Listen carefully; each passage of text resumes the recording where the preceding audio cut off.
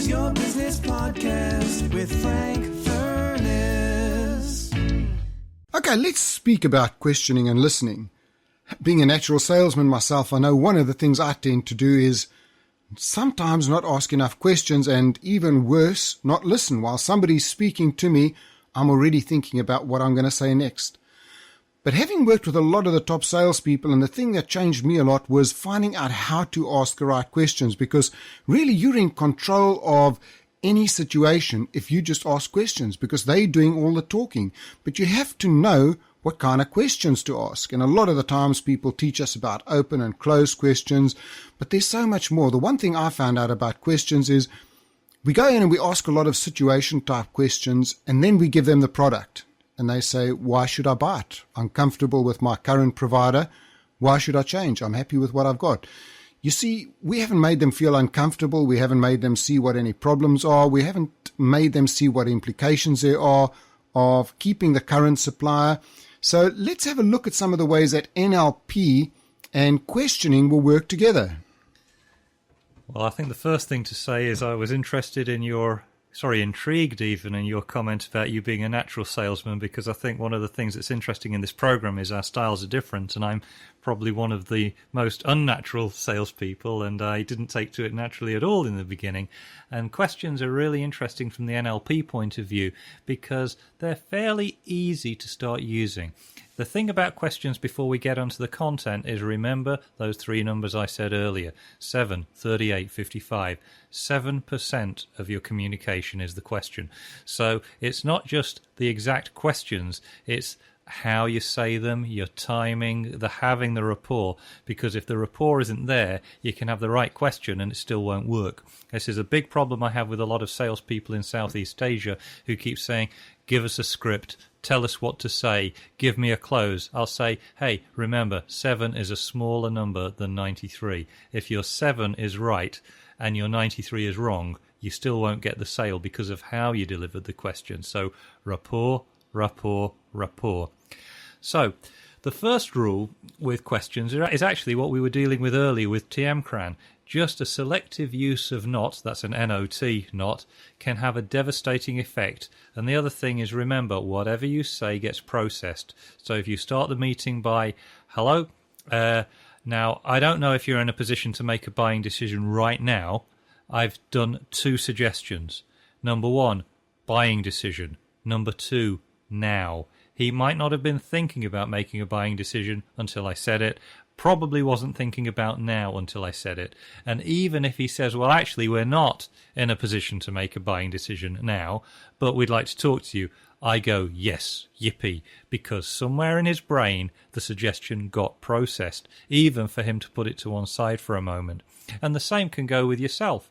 You can say something like, I'm not saying that I'm the right person for you to do business with.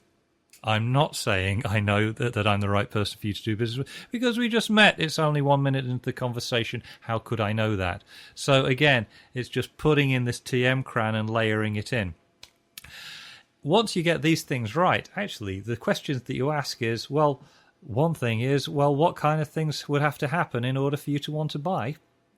That's a great one. Because that's in NLP, you'll come across this word presupposition, which is a linguistic form of assumption. It's a linguistic form of assumption which makes people start to consider what it is you've said. So the presupposition is that they're going to buy. So if you say, what has to happen in order for you to buy, then they're having to accept the presupposition that they're going to buy at some point. Now, that doesn't mean they're going to buy, but it certainly means that they're playing with the idea and entertaining the idea a lot more. And this is where NLP is very powerful. What other questions can you ask? Well, on the Master Practitioner program that I do, we do a lot of work on a really important subject called values. If you understand what makes a prospect buy, if you understand what's important to them, they will buy from you more of the time. So there's an important thing in NLP called values elicitation, where you draw out from the prospect their values. Sometimes they'll be very aware of them, sometimes not, so you might need to give them a little bit of help. So you say, okay, Mr. Prospect, well, here we are talking about product XY. What's important to you about product XY? That question, what's important to you, is dynamite. Now, you can do it for what's important to you about buying product XY. You could also say, what's important to you about an effective meeting? We've got half an hour. What's important to you? And then a third one, which is equally powerful, is how would you know? So would you also maybe use this with what's most important to you about choosing the right supplier? Yes, exactly. You can use it actually you can use it anywhere. You can use it with your wife. What's important to you about picking a nice restaurant today? You've done actually two things there. Number one, you've done a values elicitation by asking the question, what's important? And also from the point of view of TM Cran, you've put in restaurant. She might not have thought about the restaurant until you said it. What about another thing, adding in what else when they stop speaking, because it just gets them to keep going? Right. Well, the first thing is every now and again, okay, this is matching again, and it's a very important part of matching. If somebody stops speaking, remember, it's okay for you to stop speaking too. In fact, a lot of people mess up because they like the sound of their own voice a little bit too much. And some people, in fact, a lot of prospects, when they're digesting a lot of new information, they need a pause to just process for a while. Give them a pause. It's not a crime. The other thing is if you're listening to them, that'll give you a lot of clues as to what to ask.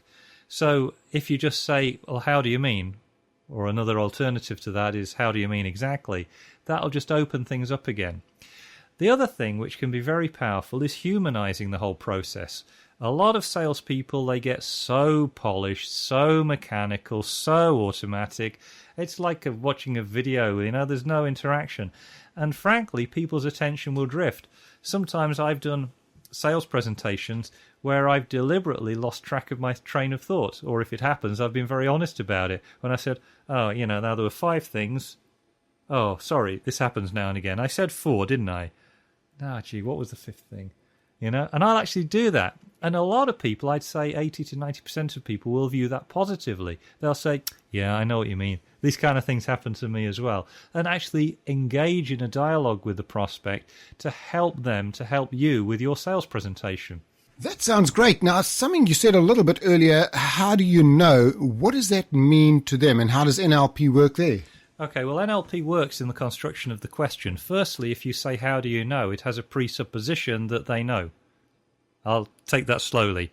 If I say to somebody, if this was a successful meeting, how would you know? Right? So there's this presupposition linguistically in that question that they would know if it was successful. So there's 2. There's the knowing and there's the it being successful. So just asking that question can start the process.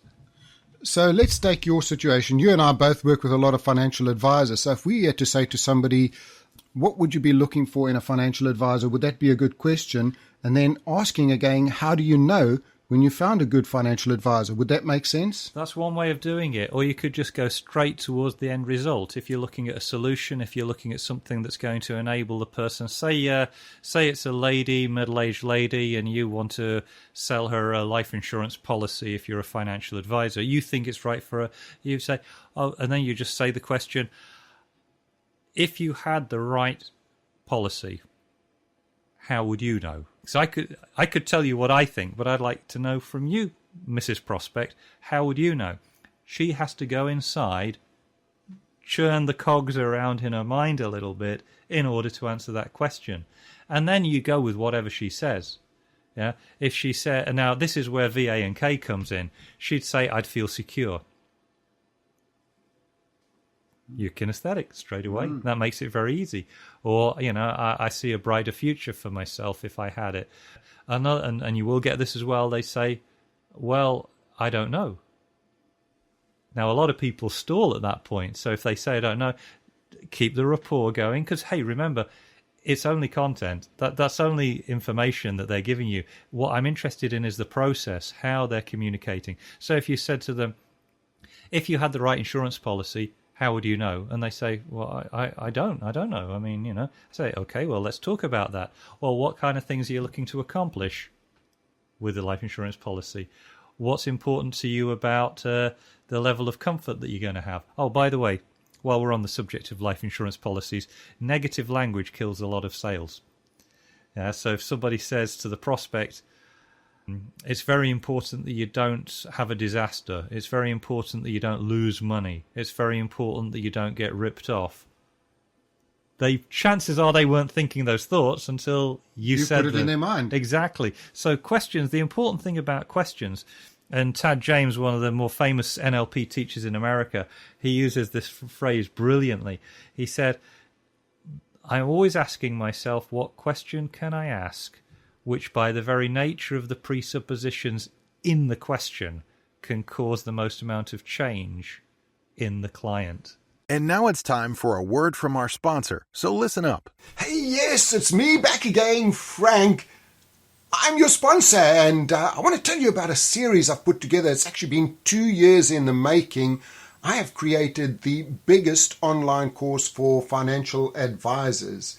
If you go and take a look at www.salesstrategiesforadvisors.com, salesstrategiesforadvisors.com, please go and take a look at our sales page there. You'll see the course has 281 videos, 106 audios, 12 ebooks, and 7 sets of scripts. And I promise you, you will make 10 times your investment at least in this course. There are so many ideas, every kind of strategy you can think of, new things added all the time.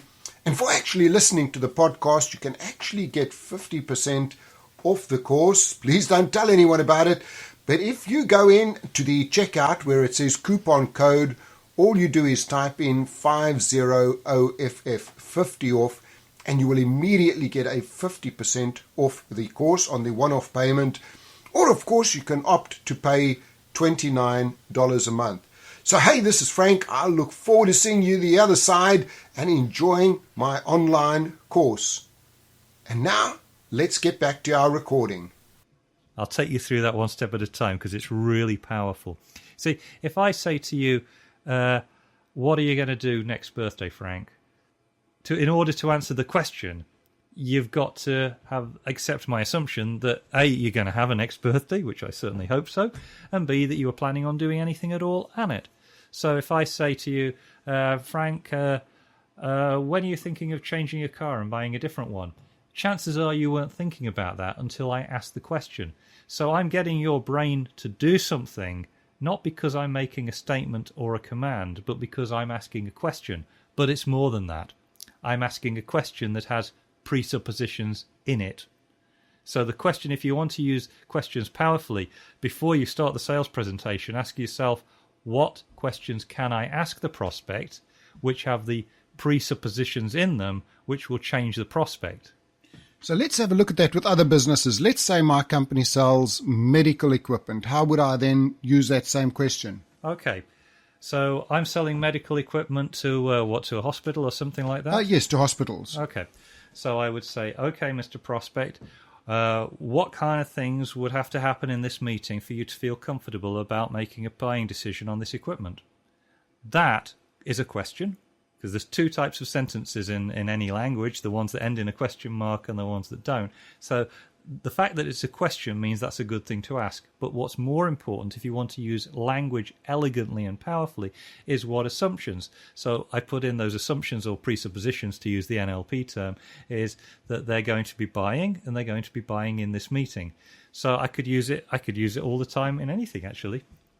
Okay, let's take another example. My company sells video conferencing equipment. How would I use that there? What's the most important thing about you having a successful video conferencing product? You can use the quick ones as well. And then I suppose you can also add in, how do you know when you've got a good supplier, or how do you know when you've got good video conferencing equipment? Yeah, absolutely. How do you know is a nice simple one, because that checks their reality strategy a little bit. They need to go inside. How do I know this is real or not? So you just ask a very simple question like, if you were to have a fabulous videoing conference product, how would you know? What kind of things would it have? Now there's an adjective in there, fabulous. Right? So they have to process not just buying the video conferencing, but it being fabulous. And it's all anchored when we get on to anchoring. It's all anchored to your face, your voice, your product, and your logo. So let's summarize with questioning there. What are some of the summaries, some of the things we've got to think about, what we've got to use? The most important thing is to remember to use questions in the first place. Secondly is remember rapport, rapport, rapport. By the way, I'll just quickly mention this is a real life example. I gave a book signing in Kuala Lumpur, and this lady came up to me and said, "Dr. Ian," which they call me out there. They said, "Dr. Ian, I get the impression you've made a lot of money from your work in NLP." And I said, "Yes, that's right. I've done quite well. Thank you very much." And then she said, "And how would you like that money to work harder for you?" Right. So this was a financial advisor type lady who was hustling the speaker for a sale. And I actually said to her, I'm not joking, this really happened. I said, "Did you get anything I said in this talk about being indirect and rapport?" And she looked blankly at me and said, and smiled. Don't you love it? And she smiled and said, "Is that a yes or a no?" At which point I gracefully just walked away and left her to it. So rapport. It's a question of taking the time to build a bridge. We're not talking about hours here. We're talking about 10 seconds, 30 seconds, something like that, just to feel the pulse of the person. So number 2 is rapport. Number 3, presuppositions. When you ask a question, what presuppositions are you putting in the question that forces the prospect to process them in order to answer the question? And by the way, I'll give you a really important tip here. Human beings are question answering machines. They're not very good at not answering questions. Ian, there's some really good stuff there, and I think what a lot of that gets back to is preparing for the meeting. Don't just rush into the meeting. Take that 10, 15 minutes, sit in your car, sit in the waiting room, think about the questions you're going to be asking.